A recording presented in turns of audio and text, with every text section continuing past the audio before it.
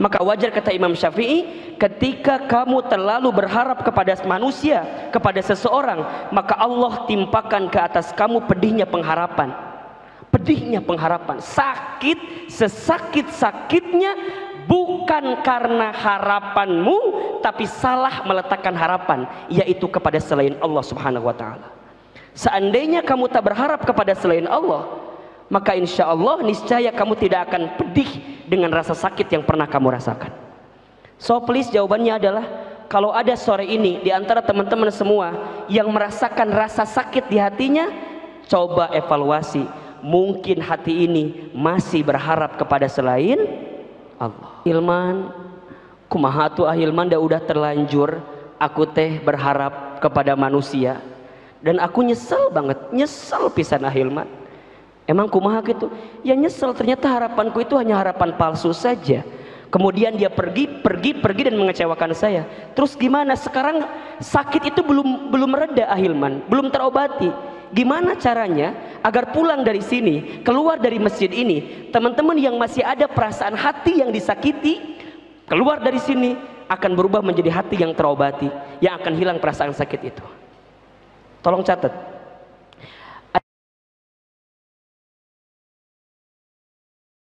Beberapa cara agar hati yang sudah tersakiti kemudian bisa terobati. Satu,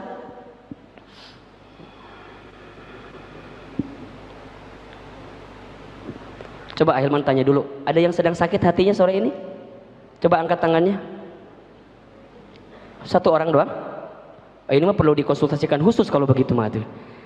Ini semua ya, Hilman saya sakit hati nih. Oke. Satu, obat sakit hati itu atau obat dari hati yang tersakiti itu adalah zikrullah, mengingat dan menyebut nama Allah.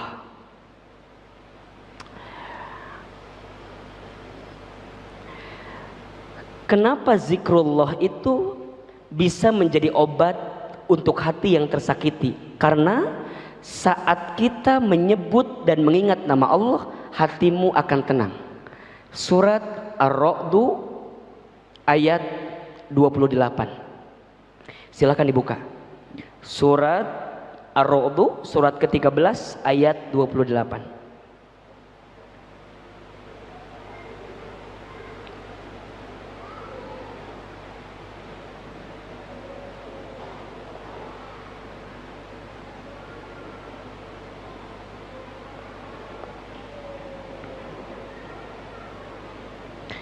Sudah ketemu ayatnya? Baik. Hilman mulai sore ini akan membiasakan untuk membaca ayatnya, kemudian kita terjemahkan pelan-pelan. Oke? Agar teman-teman bisa belajar menerjemahkan Al-Quran. Ya, minimal pulang dari sini dapat 1 ayat, 2 ayat. Alhamdulillah. Sudah ketemu ayatnya? Baik. Surat apa? Ar-Ra'du ayat berapa? 28. A'udzubillahi minasyaitonirrajim. Bismillahirrahmanirrahim. Hilman sekali, teman-teman sekali ya. Jadi Hilman baca sekali, teman-teman sekali. Oke. Alladzina, orang-orang. Ayo sama-sama. Alladzina, orang-orang. Amanu, yang beriman. Wa tatma'innu qulubuhum, dan hati mereka menjadi tenang. Nah, oke, ulangi ya. Wa tatma'innu, dan menjadi tenang. Qulubuhum, hati-hati mereka. Bizikrillah, dengan mengingat nama Allah. Ala, ingatlah. Bizikrillah, dengan menyebut nama Allah. Tatma'innul qulub, maka hatimu menjadi tenang. Oke, kita ulangi ya. Alladzina amanu, dan orang-orang yang beriman. Orang-orang yang beriman. Wa tatma'innu qulubuhum, dan menjadi tenang hati-hati mereka.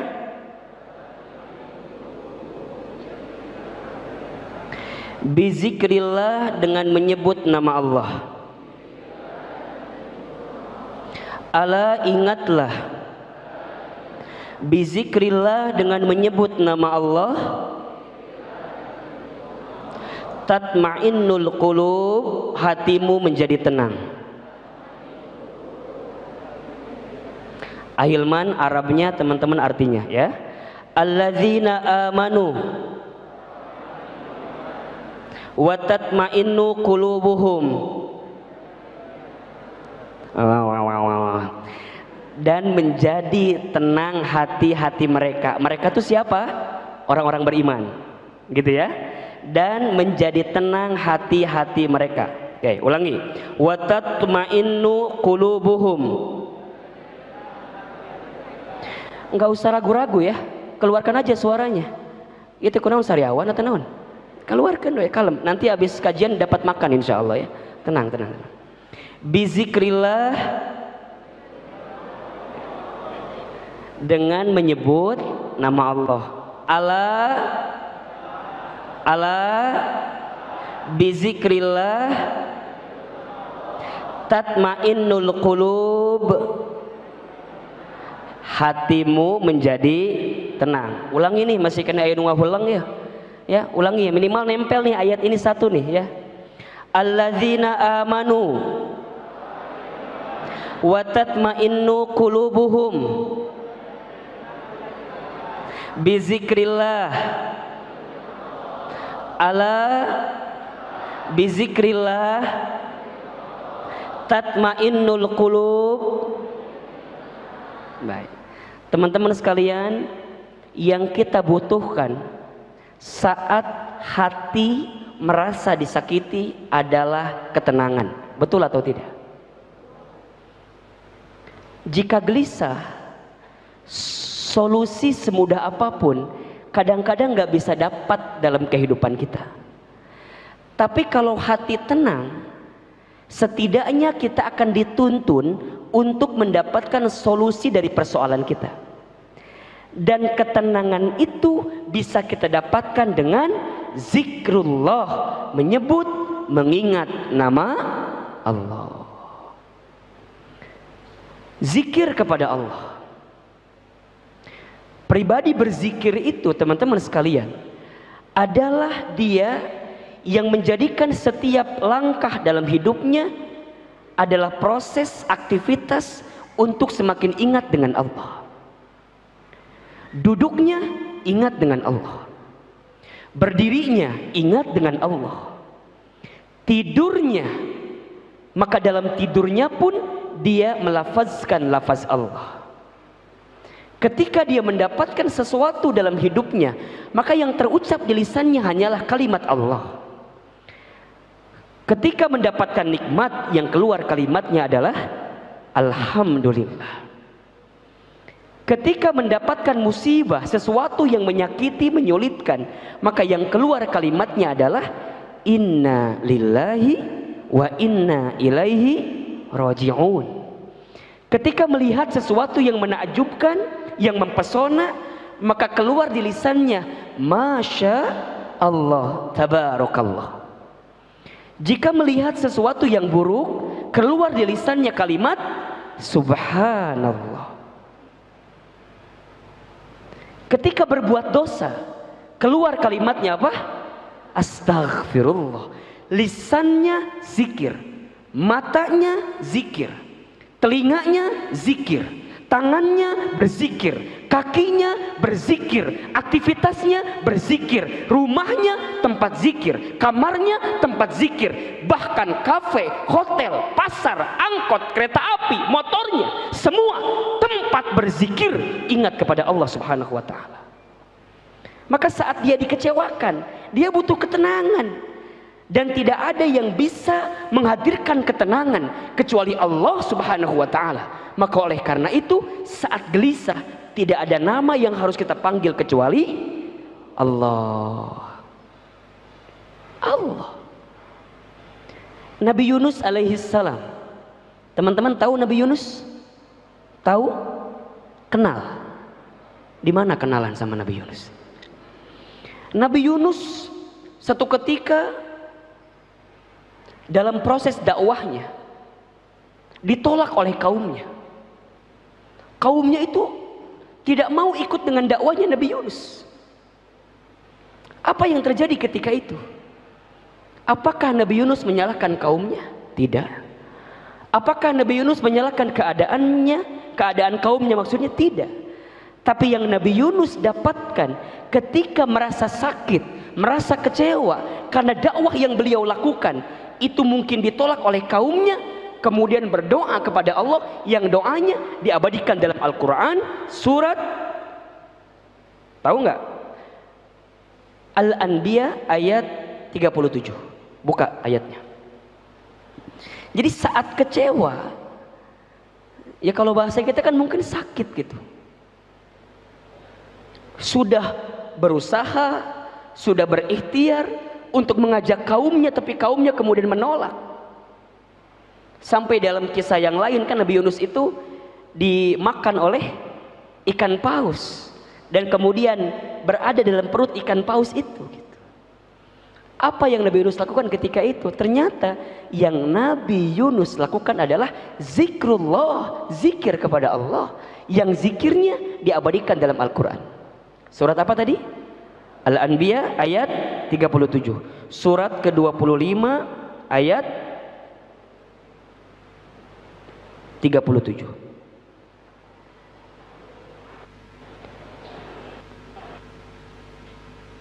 Ada yang tahu suratnya?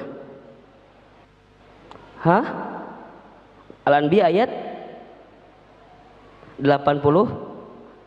Oh, ayat 87 78. Ayat 78. Surat Al-Anbiya ayat 78. Sebenarnya apal teman-teman doanya kan, la ilaha illa anta subhanaka inni kuntu minadz dzalimin. Cuman kan nggak tahu itu di ayat mana kan. Nah sekarang kita buktikan. Ayat berapa Ki? 78. Dan juga 87. 87 88. Itu kumaha sih pembisik teh nu mana nu benernya? 87. Dan ingat kisah Zunnun Yunus ketika ia pergi dalam keadaan marah, lalu ia menyangka bahwa kami tidak akan mempersempitnya, maka ia menyeru dalam keadaan yang sangat gelap. Jadi kondisinya kan tadi yang Ahil menceritakan bahwa Nabi Yunus sudah berdakwah, sudah menyampaikan kepada umatnya, tapi ternyata umatnya tidak menerima apa yang Nabi Yunus sampaikan. Kecewa tentu, sakit hati tentu, tapi di saat yang bersamaan apa yang keluar dari lisannya? Zikrullah, zikir kepada Allah. Nah, ini zikirnya nih ya. Ayo sama-sama ya, langsung ke pertengahan ayatnya. La ilaha illa anta subhanaka inni kuntu minadz, ya. La ilaha, tiada Tuhan. Ya sama-sama. La ilaha, tiada Tuhan, illa anta, kecuali engkau ya Allah. Subhanaka, maha suci engkau ya Allah. Inni, sesungguhnya aku, kuntu minadz dzalimin, termasuk orang-orang yang zalim. Oke. Ahilman Arabnya teman-teman artinya la ilaha illa anta, selain engkau ya Allah. La ilaha, tiada Tuhan, illa anta, selain engkau ya Allah. Subhanaka, inni kuntu minadz dzalimin. Lihat kalimatnya. Apakah Nabi Yunus mengucapkan misalnya inna qaumi kuntu minadz dzalimin? Kan tidak. Inni qaumi, inna qaumi kuntu minadz dzalimin, kan juga tidak. Tapi Nabi Yunus mengatakan, inni kuntu minadz zalimin, aku yang salah. Aku yang barangkali zalim, aku yang barangkali kurang selama ini ya Allah. Dan aku hanya minta kepadamu ya Allah, subhanaka, engkau yang maha suci. Sebelumnya la ilaha illa anta, tiada Tuhan selain engkau ya Allah. Maksudnya apa? Tidak ada tempat bersandar berharap terbaik dalam setiap kesulitan kita kecuali Allah. Jadi kalau teman-teman saat merasa disakiti, sibuknya menyalahkan orang yang menyakiti kita, maka kita akan jauh dari jawaban rasa sakit itu. Kita makan kadang-kadang seringnya begitu gitu. Kalau ada orang yang menyakiti kita, kita mah bukan menyalahkan kita sendiri, tapi menyalahkan siapa? Orang lain. Menyalahkan orang yang menyakiti kita.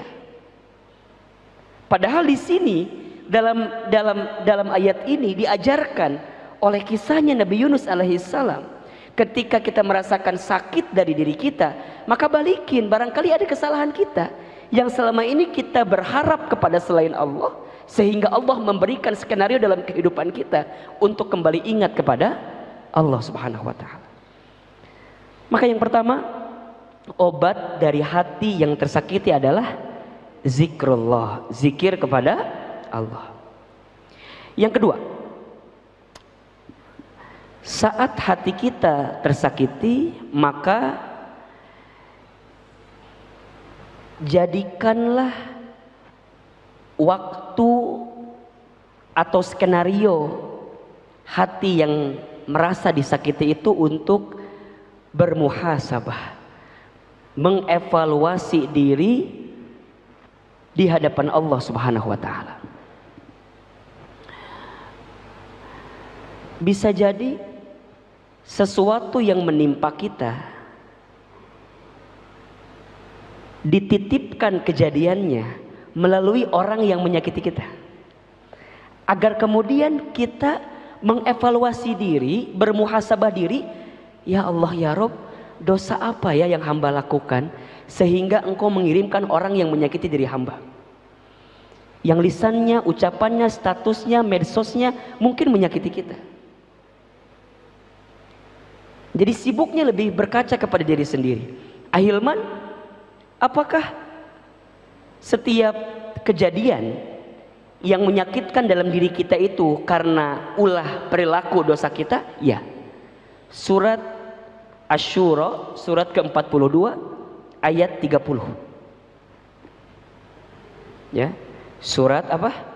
Asy-Syura ayat 30.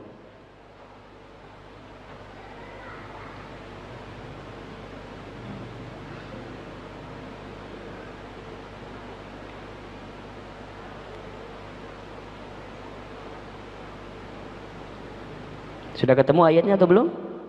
Baik. Sama-sama ya, Ahilman baca sekali, teman-teman ikutin.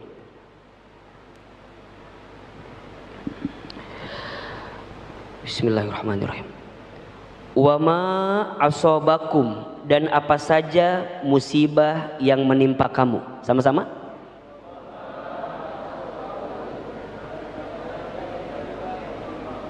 Wa ma asobakum, dan apa saja musibah yang menimpa kamu.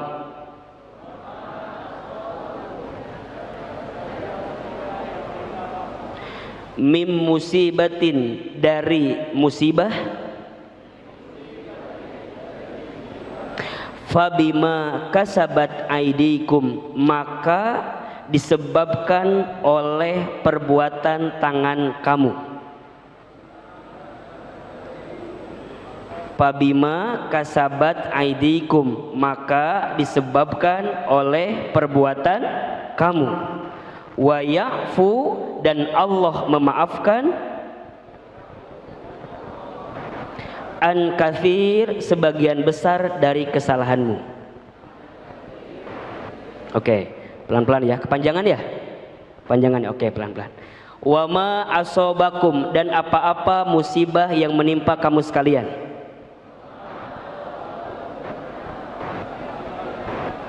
Mim musibatin, dari musibah. Fabima kasabat, maka disebabkan Aidikum, perbuatan tanganmu sendiri. Wa ya'fu, dan Allah memaafkan. An katsir, sebagian besar kesalahan-kesalahanmu. Wa ma asobakum, terjemahin kan udah 3 kali, masa diulang-ulang. Wa ma asobakum, dan apa saja musibah yang menimpa kamu sekalian. Mim musibatin, dari musibah. Fabima kasabat, maka disebabkan. Aidikum, oleh perbuatan tangan kamu sendiri. Wa yafu, dan Allah memaafkan. An katsir, sebagian besar kesalahanmu.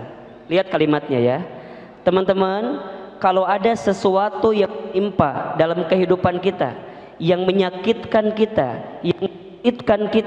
yang menyedihkan kita, yang menjadi musibah dalam diri kita, maka aidikum, itu disebabkan oleh perilaku kita. Kita kan kadang-kadang suka bilang begini, Allah nggak adil gitu ya. Kok Allah nimpain kayak gini ya sama aku gitu. Sering kita ucap kayak gitu ya. Mohon maaf, kalau yang baik-baik itu datangnya dari siapa? Allah.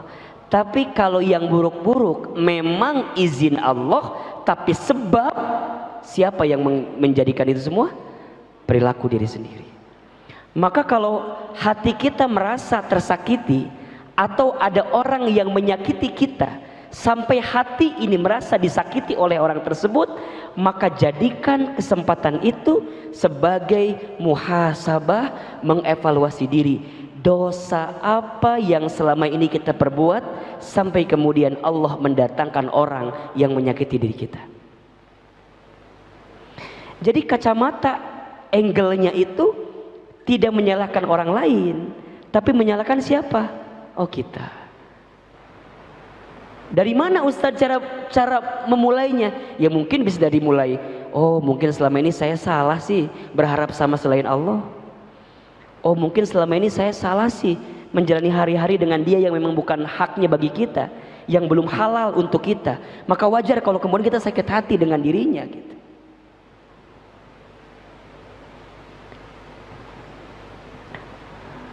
Muhasabah ini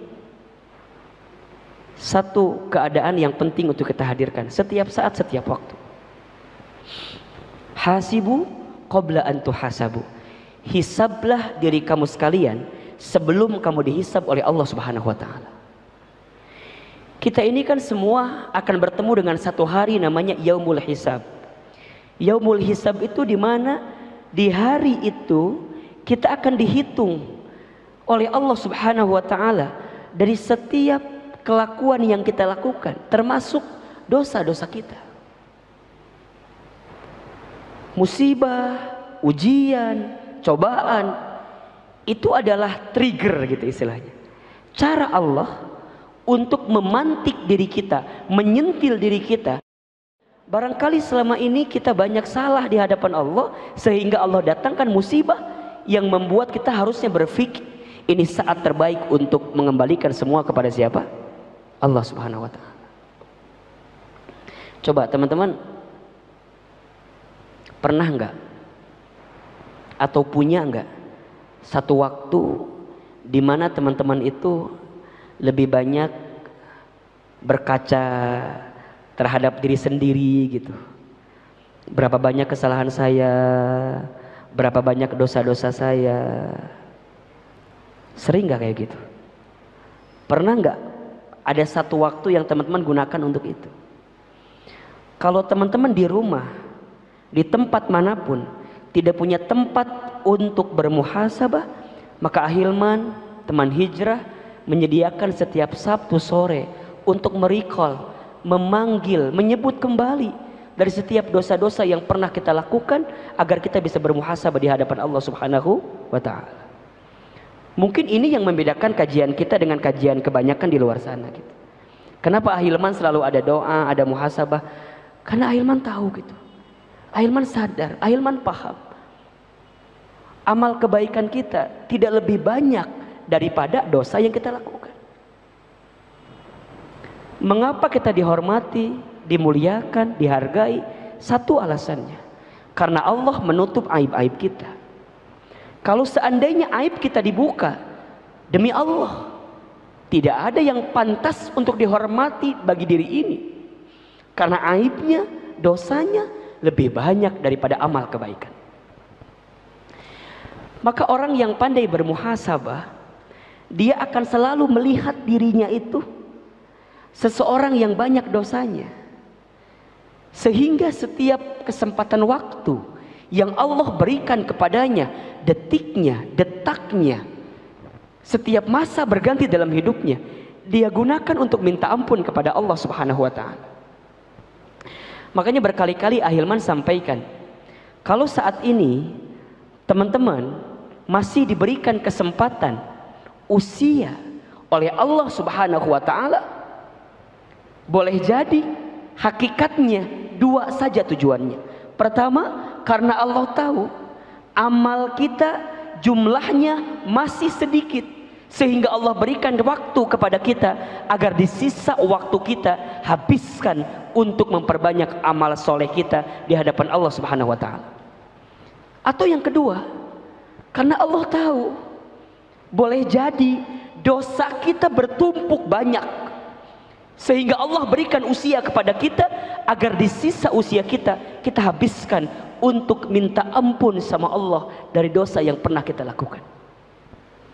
Teman-teman yang barangkali hari ini belum ketemu jodohnya, belum sempat menikah, husnuzon, muhasabah, bisa jadi teman-teman sedang diberikan waktu oleh Allah Subhanahu wa ta'ala untuk lebih banyak berbakti, memuliakan, membersamai orang tua. Karena mungkin selama ini teman-teman jauh dari orang tua teman-teman sekalian, sehingga teman-teman diberikan waktu oleh Allah. Neng, mungkin kamu belum saatnya menikah, karena kamu masih diberikan kesempatan oleh Allah untuk memuliakan orang tuamu. Karena barangkali nanti kalau sudah menikah, waktumu terbatas, waktumu mungkin tidak banyak seperti sekarang. Maka mohon maaf lahir batin teman-teman sekarang yang belum ketemu jodohnya, belum menikah, gunakan semaksimal mungkin untuk berbakti memuliakan orang tua. Habiskan untuk itu semua. Terus teman-teman nanya sama Ahilman, Ahilman, memang kalau udah nikah nggak bisa berbakti sama orang tua? Bisa. Jangan dibalik, oh berarti kalau kata kalemnya kalau gitu mah, engkewe 50 tahun nikah anak gitu mah, udah biar berbakti dulu. Bukan. Jadi kan kita tuh kadang-kadang minta sesuatu, tapi skenario yang terjadi itu nggak sesuai dengan kita kan. Nah di saat seperti itu teman-teman harus lihat angle lain gitu loh. Angle-nya apa nih? Hikmah apa nih yang sedang Allah siapkan? Teman-teman kuliah, pengennya S1 itu lulusnya maksimal berapa tahun? 4 tahun.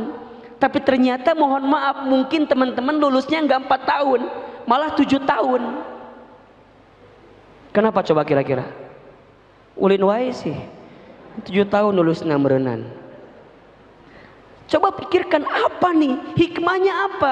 Jangan menyesali keadaan. Kalau tahu teman-teman terlambat 7 tahun itu lama banget kuliahnya, teman-teman mikir, oh ya Allah ya Rabb, mungkin selama ini kuliahku lama agar saya lebih banyak bersama dengan dosen pembimbing saya.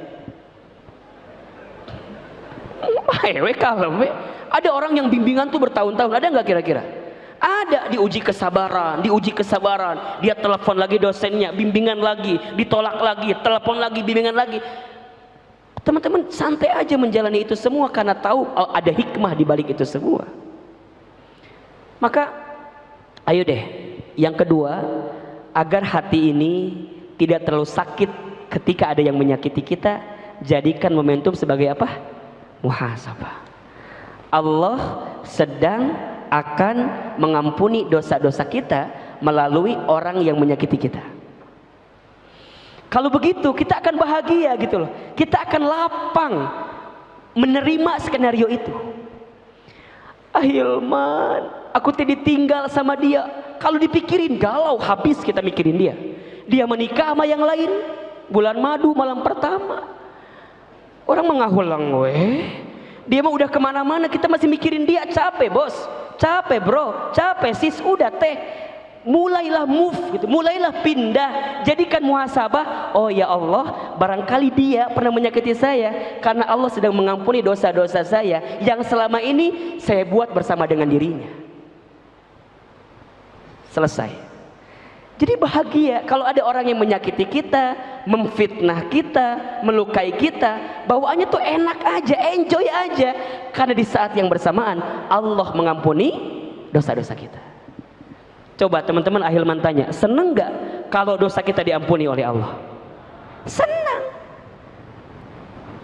Makanya Allah kirimkan orang yang menyakiti kita, agar di saat yang bersamaan kalau kita paham, kita minta ampun sama Allah dan dosa kita diampuni oleh Allah Subhanahu wa taala. Yang ketiga, agar hati apa? Tidak mudah disakiti. Tenang.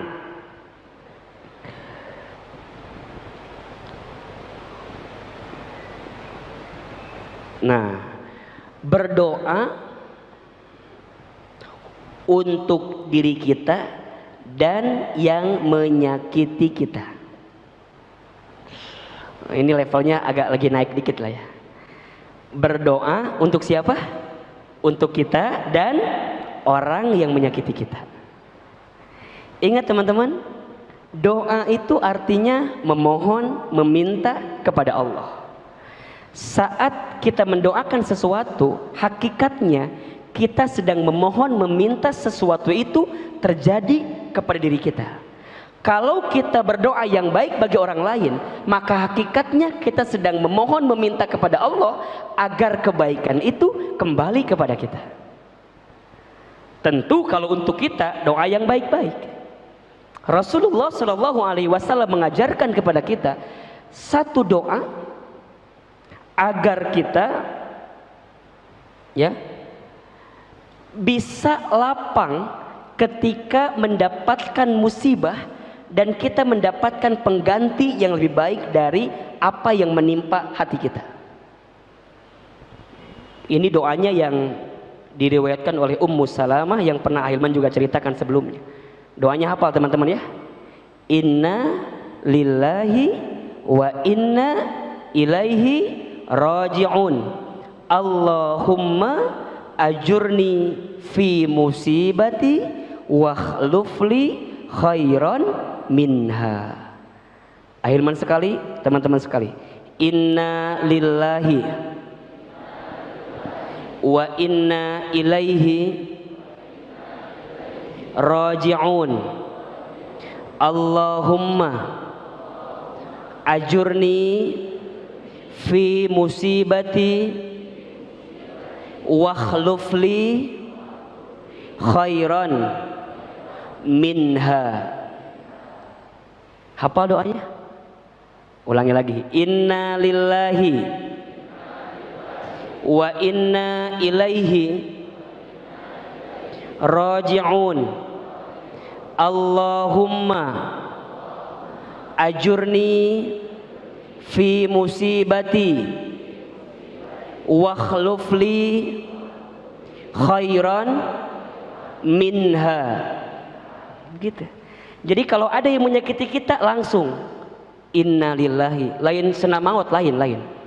Singra maut menyakiti, innalillahi, sesungguhnya kami milik Allah. Wa inna ilaihi raji'un, dan sesungguhnya kami akan kembali kepada Allah.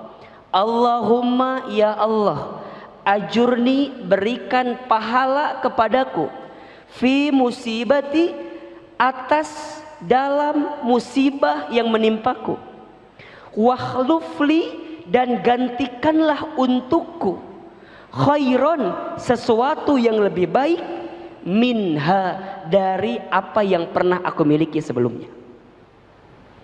Jadi kalau ada orang yang mungkin pernah menyakiti kita, menghempaskan perasaan kita, pergi meninggalkan kita, dia memilih orang lain daripada kita, langsung kita minta sama Allah, ya Allah, hamba yakin, hamba tahu sesungguhnya hamba ini hanya milik Allah dan hamba akan kembali kepada Allah. Hamba hanya mohon kepadamu ya Allah, berikan pahala atas sakit hati yang hamba rasakan, dan gantilah ya Allah seseorang yang pernah meninggalkanku dengan orang yang lebih baik.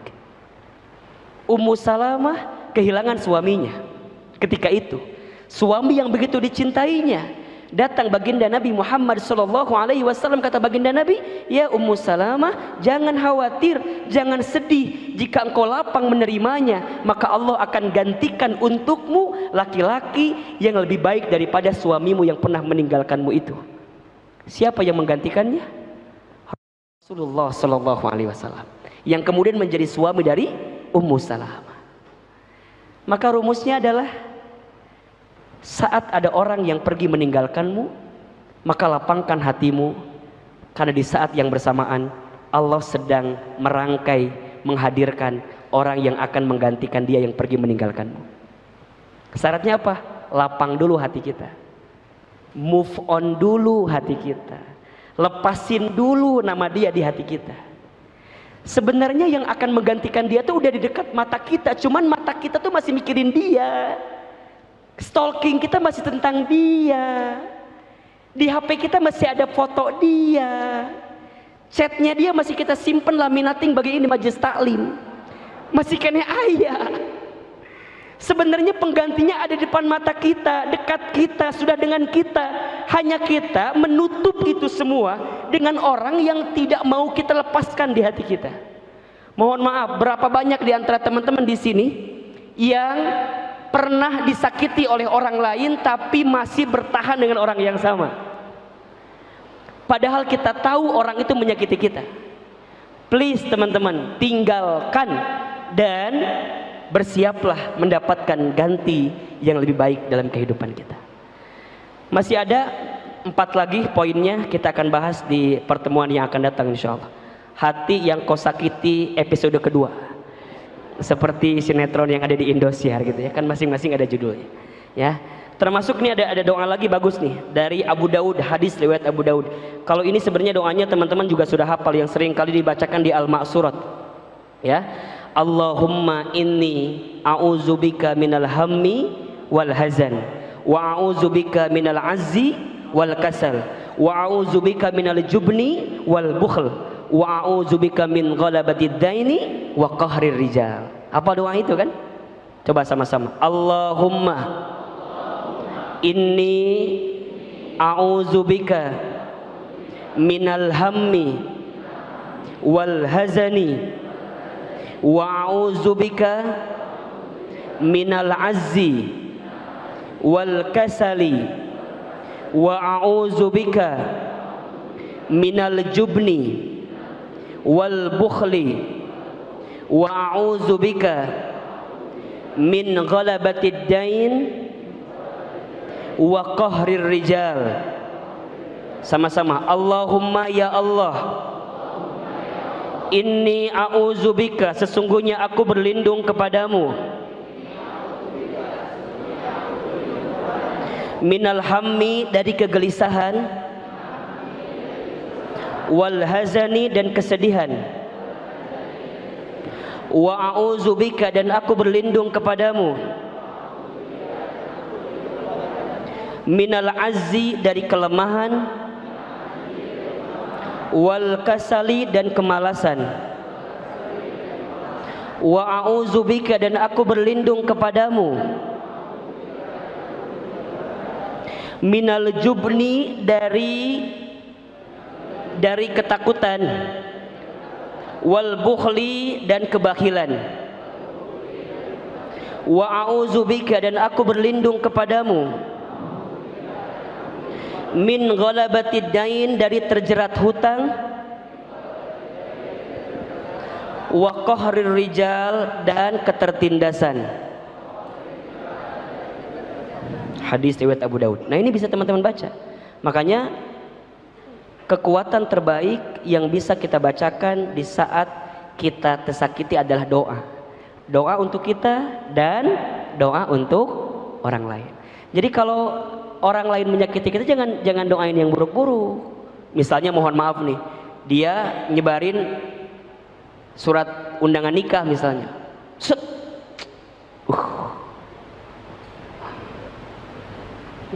sing tabrakan, nggak boleh.